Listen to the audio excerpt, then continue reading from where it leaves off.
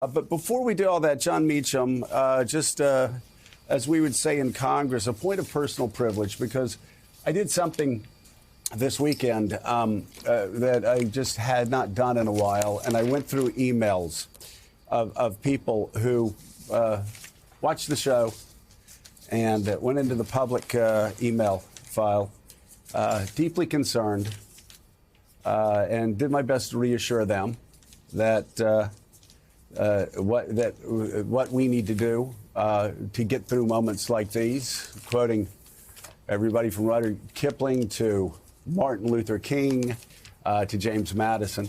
But the New York Times, it's just one of these moments, and you know this as a writer, where people will come up to you and thank you for saying things, writing things that they have felt in their heart and that they have tried to express, but haven't been able to do it as effectively as you have.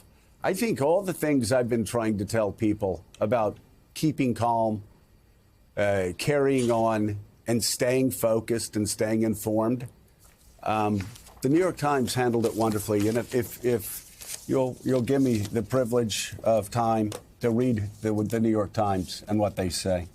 What this moment calls for: don't get distracted.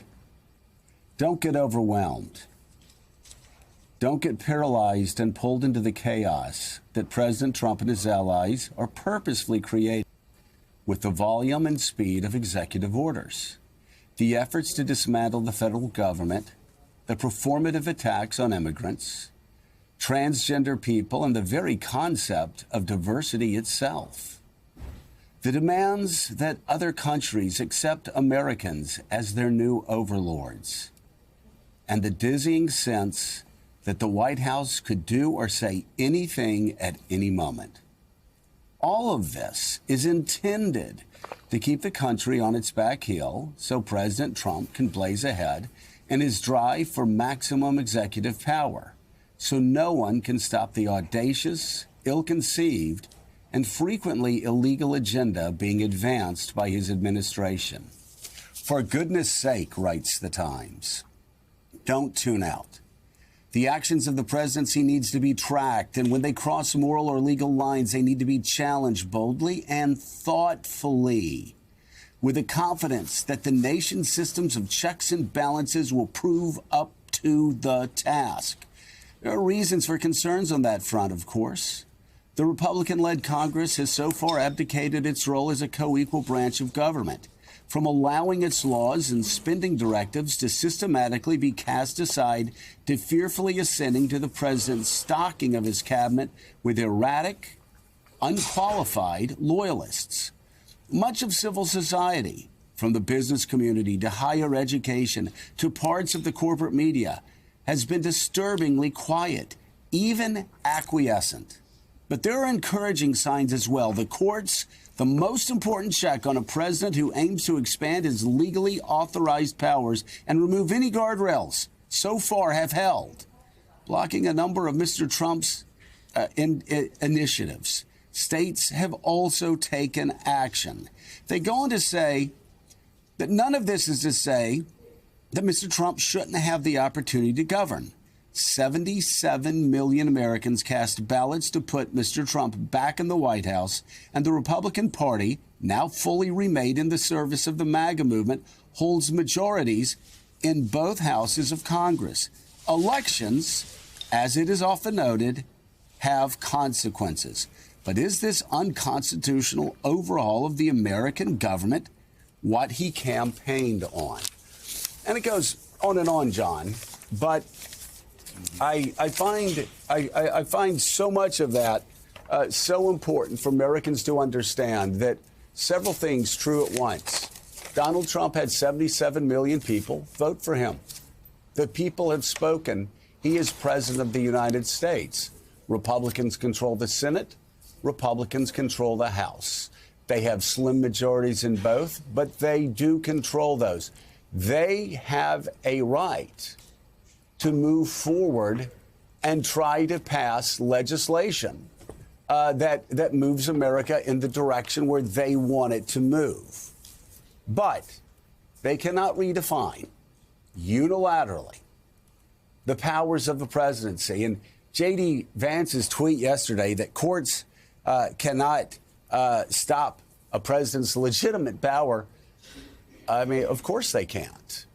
But it is the courts and not vice presidents. Yeah. It is William Rehnquist and it is Warren Burger that determine the outlines of a president's authority, and not Spiro Agnew and Richard Nixon. That is, we saw that in Nixon v. U.S.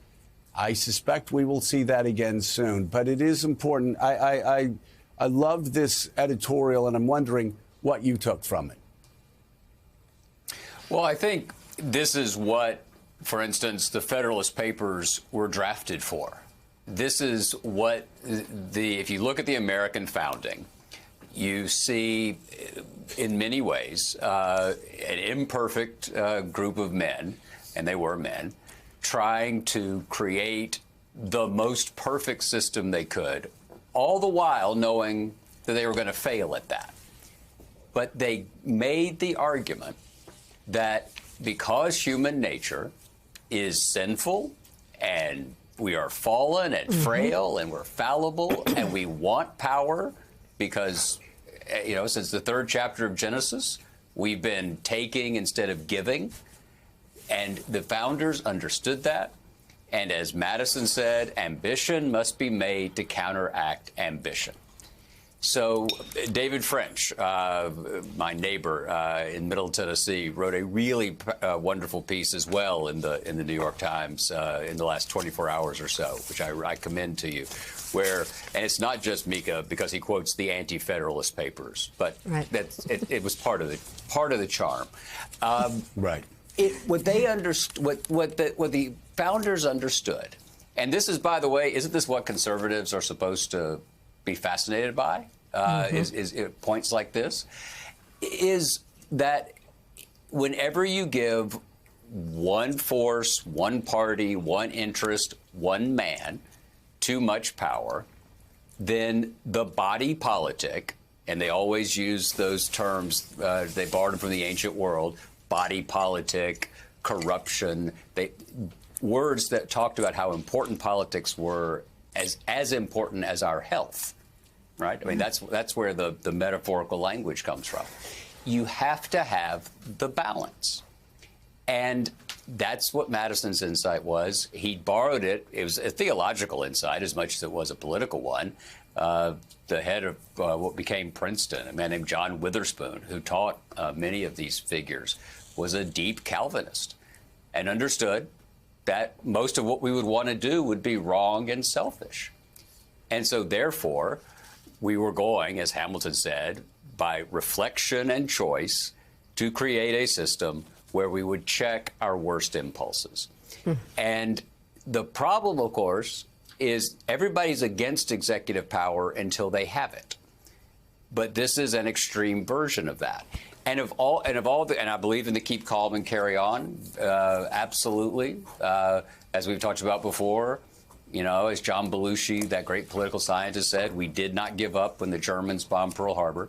That said, the thing that is the most troubling to me in the past X number of days was the vice president weighing in that way. Because it felt to me, and I pray that I'm wrong, it felt to me as if it might be setting a predicate for the kind of showdown that would potentially break apart this constitutional system of checks and balances.